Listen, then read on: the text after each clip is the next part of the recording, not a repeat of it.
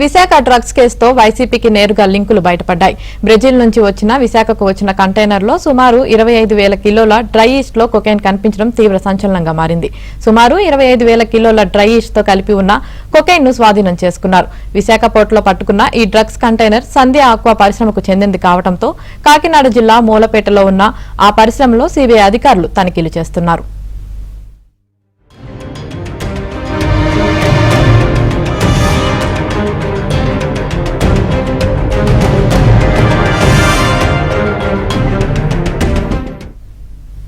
సంధ్య aqua exporters పేరిట కంటైనర్లు booking చేసినట్లు గుర్తించారు. Sandhya aqua exporters company MD Koonam Veerabhadrarao సోదరుడు కూనం పూర్ణచంద్రరావు వైసీపీ సీనియర్ నేత విజయసాయిరెడ్డితో కూనం పూర్ణచంద్రరావుకు మంచి సంబంధాలు ఉన్నాయని తెలుస్తుంది.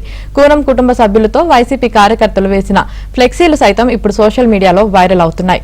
అటు బ్రెజిల్ అధ్యక్షుడిగా ఎన్నికైన సిల్వాకు అభినందనలు చెబుతూ గతంలో విజయసాయిరెడ్డి ట్వీట్ చేశారు. ఇప్పుడు డ్రగ్స్ పట్టుబడిన షిప్ బ్రెజిల్ నుంచి రావడంతో మొత్తం అన్ని వేళ్లు వైసీపీ వైపే చూపిస్తున్నాయి.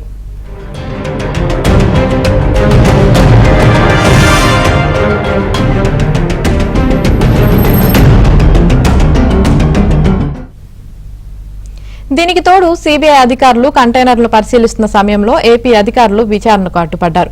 అయితే సీబీఐ పిలిస్తేనే ఏపీ అధికారులు అక్కడికి వెళ్లారని విశాఖ పోలీస్ కమిషనర్ రవిశంకర్ తెలిపారు. డ్రగ్స్ రవాణాకు విశాఖను స్మగ్లర్ కేంద్రంగా మార్చుకున్నారని సిపి చెప్పారు.